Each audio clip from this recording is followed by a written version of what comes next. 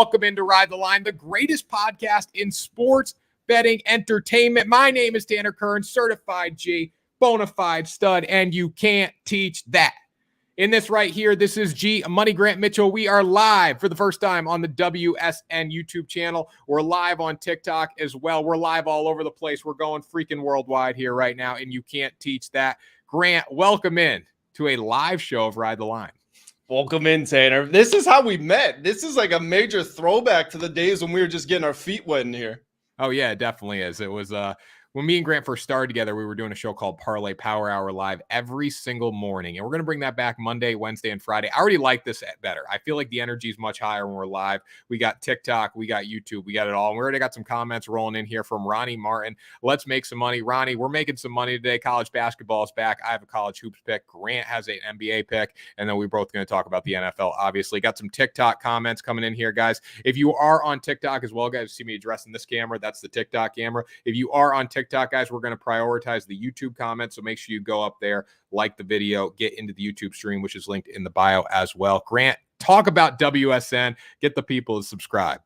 Well, I mean, this is WSN, the World Sports Network. Obviously, Tanner and I are here, like he said, Monday, Wednesday, Friday, giving out our favorite picks, talking about news headlines throughout the sports world. But then WSN.com, if Tanner and I aren't in front of this camera showing our lovely faces, we're delivering picks over there. We've got promo codes to get you guys a whole bunch of sportsbook bonuses. We got news coverage over there. It's a very happy marriage between the two. So subscribe to the channel and then also go check out the website because there's a lot of awesome content over there as well. Definitely. So, guys, the way this works, we're each going to give 3 picks, our favorite 3 picks for Monday, Wednesday, and Friday. We're going to recap the NFL on Monday as well. So, Grant, give me some thoughts on the weekend. Yeah, let's just talk about a couple of big games. The first one, I feel like it's only right we talk about the Ride the Line Derby, my Commanders versus your Patriots, although you did bet the Commanders in that game, and it ended up working out for you because Sam Howell came through. Sam Howell, I feel like I was spot on with this, by the way, Tanner. He is just a very low-grade Josh Allen. That drive where he ended up throwing the interception in the end zone was one of the worst throws I've seen in my entire life. But I tell you what, Sam Howell can get down the field with ease. It's a real dichotomy. And if they are able to get that just kind of doofus turnover gene out of him, then he can actually be a decent quarterback. But he does commit way too many inexplicable turnovers. I think Sam Howell is going to be a very good quarterback in the NFL. I bet against the Patriots yesterday. I got the Patriots gear on, so they delivered for me because I took Washington +3, and that was easy. Sam Howell lit them up through the air. That was an easy bet, over 248.5 for him. The Patriots are struggling right now. My biggest thought of the weekend, I want to go away from the Commanders for a second. Joe Burrow is so back. The Bengals are so back. I bet them last night before the game at 17-1 to win the Super Bowl. It dropped down to 14-1. That's where the value is right now in the market. What do you think? Yeah, well, I mean, during Friday's show, you said if you think the Bengals are going to have a chance to win the Super Bowl, now's the time to bet them. You took your own advice, and just like you said on Friday, the price is going to drop if they win that game, and they did win that game. The Bengals are now 2-0, or at least Burrow is now 2-0 against Josh Allen. And, of course, there was the DeMar Hamlin game, but let's be honest, it looked like the Bengals were going to roll them in that one. Seems like the Bengals own the Bills, and, I mean, really, the only team the Bengals don't own in the AFC is the Chiefs, and they've beaten them 3 out of 4 times. So you can say they still have the advantage there. So yeah. This is a bad time to be going against the Bengals, and the Bills have now failed to cover in 5 straight games. Yeah, the Bills, their Super Bowl odds went down. So you can bet them right now, at least on FanDuel, to make the Super Bowl for the playoffs for -122. The Bengals playoff odds went through the roof right now. They are a heavy favorite to make the playoffs. Anyways, guys, we got some comments rolling in here on TikTok from Kern and the Coach Bets, little podcast page here. It's free money when you bet against the Patriots. It's an underplay and bet against the Pats. Damn right. The Nietos love the Equinox today. We have a bunch of sports going on today. We're going to break that down. Jets or Chargers tonight. We are going to talk about that in a minute here from Abby's dad. And then we got one more comment rolling in here. Trey Corbett. How about the Raiders? We should spend a minute on the Raiders. They dominated. So I did a trend for DraftKings, like a little video that teams that have lost their coach in the following week are 6-4 against the spread and straight up. They are now 7-4 because of the Raiders. Bad storm for the Giants, losing Daniel Jones in that one. Wouldn't have made a difference though. Las Vegas was ready to play, especially Max Crosby on the defensive side of the ball. The defense was amazing. Oh, yeah, Max Crosby, he played 100% of the snaps, had 3 sacks, or 100% of the snaps up until the end of the game. He was awesome. Josh Jacobs looked really good. It was a very big win for them. Tanner, not to toot my own horn, by the way. I don't know if you kept tabs on this, but I went undefeated with my picks on Friday's show. So got a little bit of momentum there, and I'm pretty proud of that. Yeah, congratulations. That's why you guys should follow the page. And that's why if you're watching on TikTok, you should go over to YouTube. Link in the bio, guys. We're going to prioritize all the YouTube comments over there. Stroud, GOAT from Riley. That was a tough loss to the Bucs. I don't want to talk about that game. I don't want to talk about that game. You do or don't? We don't really want to talk about that game. The Bucs. Okay, well, can we give CJ Stroud his flowers? Because the kid's unreal. He is good. And you know what, too? Another thing, I will say this. Everyone complaining about, oh, it was Texans -2.5 and blah, blah, blah. That was a bad beat, like, because the kicker was hurt. I guess it was a bad beat. The Texans shouldn't have won the game. Very few teams can go drive the field with 40-something seconds and no timeout. So saying 2.5, you're lucky you won the game. You should have live bet him if you had 2.5 and you believe that much. That's my opinion. Brock coming in here, love watching him play the game. He's the definition of dog on defense, talking about Max Crosby. I want to share some leans on college basketball here as well from TikTok. The TikTok comments from Kern, the Coach's Podcast page, blowing up right now. If you guys got picks, drop in the chat. We will get to them as well here. Grant, it's time to move into our picks of the day. So we'll start with Monday Night Football. Obviously, we'll get through these. We got Jets versus Chargers tonight. I think we're both on the same side here. We like the Jets at +3.5. I don't love the Jets at 3.5 because it is Zach Wilson. But Zach Wilson's being more efficient than he has with the football in past years. So I am somewhat confident because I don't want to bet on the Chargers in a primetime game. Yeah, Zach Wilson, don't misconstrue this. Zach Wilson is not very good at football. In his professional career, he has 23 interceptions, 20 touchdowns. However, over the last 5 games, he has only thrown 1 interception. Now he's only thrown 3 touchdowns as well. That's 0.6 touchdowns per game, but it's 0.2 interceptions per game. If Zach Wilson can hold to the football, just don't give it to the other team. You don't even have to do anything with it. Just don't give it to the other team. That Jets defense is good enough to keep them within a field goal. You know, they might not win, but the +3.5, that's the important part, the critical number, 3.5. They can still cover this game. Now, Justin Herbert, this Chargers team as a whole is just a catastrophe. They lose a bunch of games they shouldn't. They've got, on paper, without a doubt, one of the 10 most talented rosters in the NFL, but they don't even play close to that level. Brandon Staley makes terrible decisions. Justin Herbert, we're starting to have those conversations about, you know, what is it with him? He just can't seem to win the big games. And if you look at Justin Herbert on Monday Night Football in particular, his first 2 Monday Night Football games of his career, he had 7 touchdowns, 0 interceptions. But in his last 3 Monday Night Football games, 230 yards per game, 2 touchdowns, 3 interceptions. So he hasn't exactly been the best. He's going against the Jets defense that one of the stingiest in the league, only gives up 184 passing yards per game. I think this is a spot. Again, as long as Zach Wilson doesn't throw an interception, I think the Jets can cover, maybe even win this one. This is a good spot for the Jets at home. I think Jets are still very alive in the playoff picture, especially with the Bills kind of starting to tank right now. Not tank in the sense of not trying to make the playoffs, but not playing good football. They're in a good spot. We got a good comment here. Put some respect on the MILF Hunter. That's an interesting comment from Zach Wilson. We're going to do that in a minute, Coach. I have a play on Zach Wilson. And then Quentin Johnson over 31.5 yards.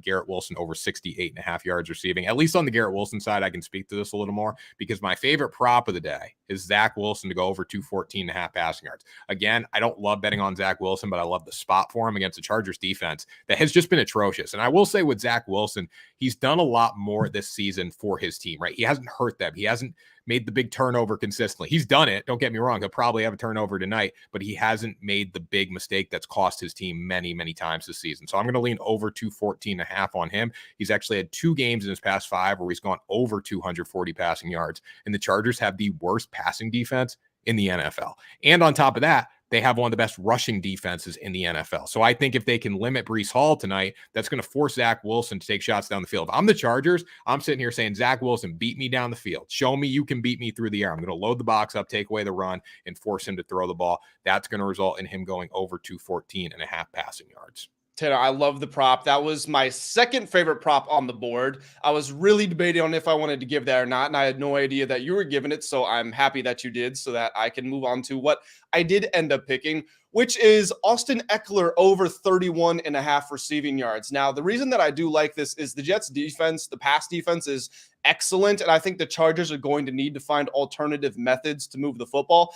Eckler, even though he's one of the top picks in fantasy football, he's not the best traditional, ground and pound. He's not going to run it between the A and the B gaps and punish you all afternoon. But I think because that Jets pass defense is so excellent downfield that guys like even the great Keenan Allen or Quentin Johnson, they're going to struggle to get open, that's going to open up the check down or even screens, kind of extensions of the running game for Eckler. He's going to be able to get like 6-7 receptions, and I think probably end up in the neighborhood of over 40 or 50 receiving yards.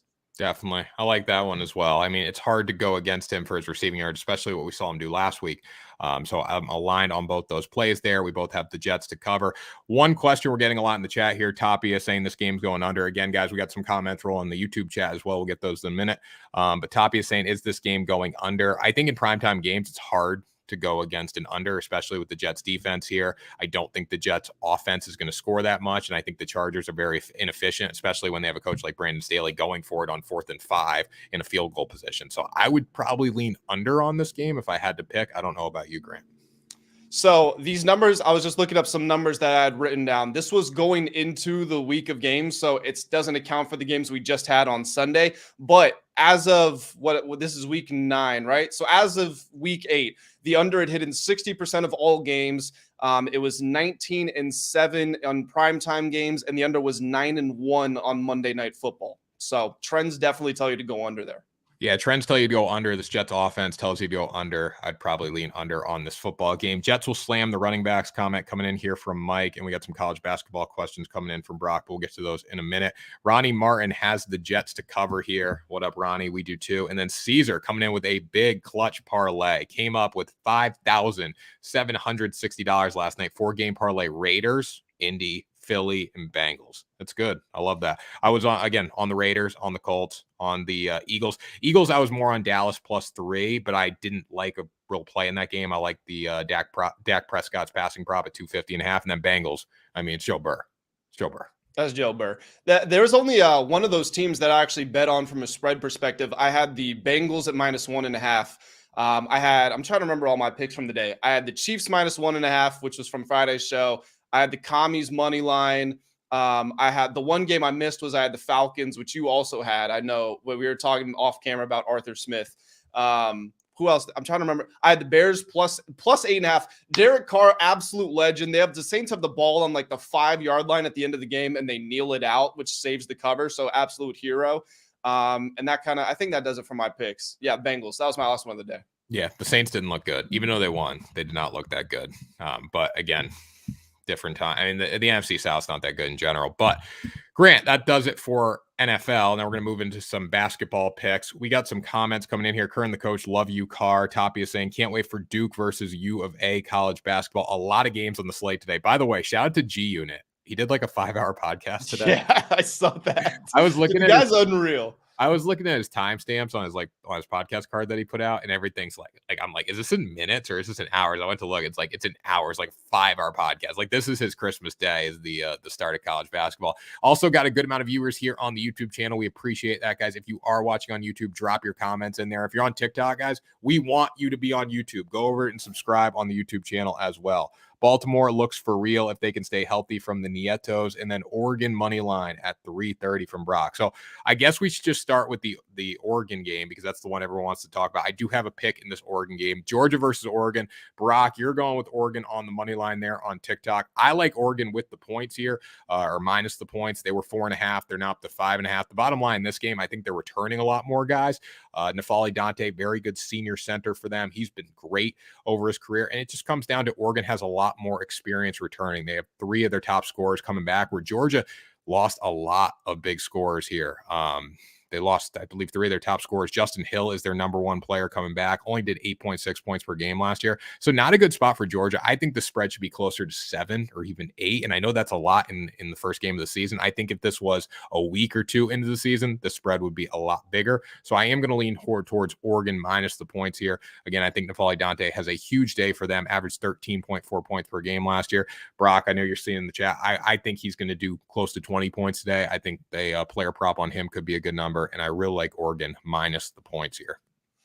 Tanner, I'll be totally honest. Haven't done a whole lot of handicapping for college basketball. Been locked in on NBA, especially since we're the first week starting to wear off. We're starting to figure out a little bit who the teams are. So I haven't done a whole lot of research in this game. The very limited stuff that I did do told me exactly what you said. A lot of returners coming back from Oregon. You always got to trust the continuity in college basketball, unless you're getting those 5-star freshmen, which Georgia doesn't, it's not really who they're going to be pulling. So I would be going with Oregon as well, but my opinion isn't worth too much in this one. So I will default to you here. Another thing I see in like the first couple weeks of college basketball too, these massive spreads always seem to hit for the dog, which I don't know, this could be in my head, but another play that I like, UConn minus 25.5 today, just because I'm a UConn fan. That's a big spread. I think they win by about 29 or 30. Are we chopping up a college basketball parlay for the boys? If you follow us on the WSN page, guys, there is going to be a ton of college basketball content coming in on there, so make sure you get with that. UConn first half, that's another play. Brock said that he's with the coach on that one as well.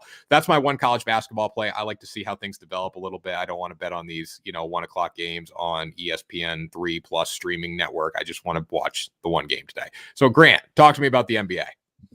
Yeah, so we got a lot of games today. The game that I'm going to be looking at is my favorite pick of the day. I'm going to take the Los Angeles Clippers. Now, you can go money line if you want, but I mean, it's only a 1.5 point spread. I don't think it's going to make that much of a difference, especially in the NBA. If the NFL, okay, maybe you just take the money line, but NBA, I think the Clippers are going to win, and I think they're going to win big. I can see them winning by 10, 15, 20 points against the New York Knicks here. This is expected to be James Harden's debut. We obviously won't know until we see him on the court in uniform, but all reports suggest that that is what's going to happen. First of all, I don't know how this happened, but the Clippers have not played since last Wednesday. I don't know how the NBA allowed them to schedule it like that, but they're very well rested. And of course, that's pretty convenient because they're adding in a 10-time All-Star and the MVP to the lineup.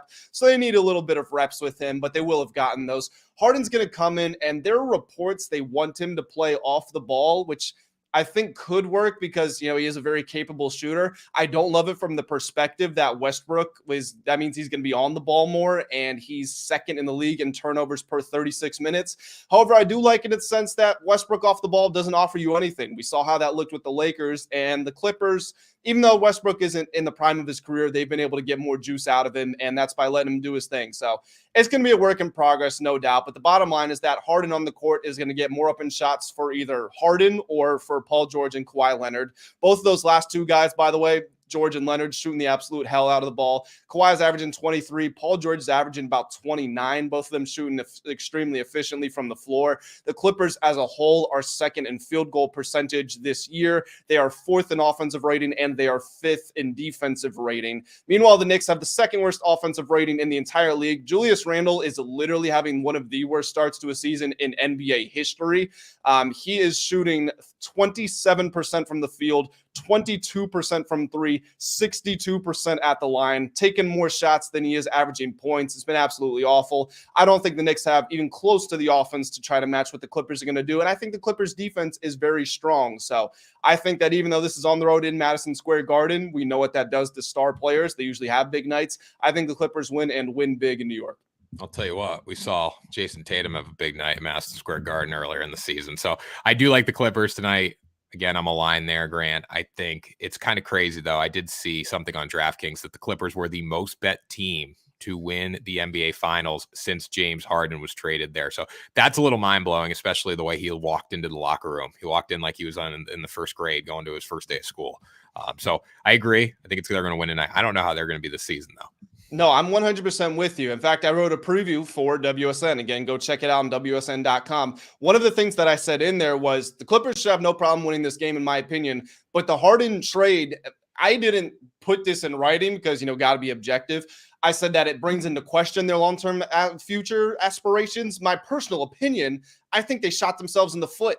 The thing that made the Clippers great was the fact that they had all these versatile wings and they had so much depth. And I know guys like Marcus Morris and Robert Covington had fallen out of the rotation, but they were still specialists that you could plug and play in spots where you needed them. You had a rotation that you were comfortable with. Again, I was just talking about fourth in offensive rating, fifth in defensive rating without James Harden. Now you sacrificed all that and potentially your chemistry, potentially all the production you were getting from Russell Westbrook. You sacrificed all that to take a risk on James Harden, who hasn't shown any interest in taking care of his body or being a good teammate or anything like that. So I think it was a huge gamble. And in my board, my personal board, it moved the Clippers further away from the title than it brought them closer to it.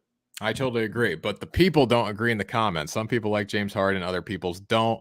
The best sport is back, talking about college basketball. Armchair golfer, let's go Jets and under. Shisto 500, not that crazy. First major trade in a season. I agree, it's the first major trade in a season, but at the same time, too, I don't think James Harden, like you said, puts them closer to that championship. So why are people spending their money on a team and a guy that doesn't put them closer to a championship? So I think it is a little crazy. Watch them Bucks. The Bucks have no chance against the Celtics. Go C's. Celtics and Bucks for East Finals from Kern, the coach. Any player props, Grant? Any quick player props off the top that you have for the people?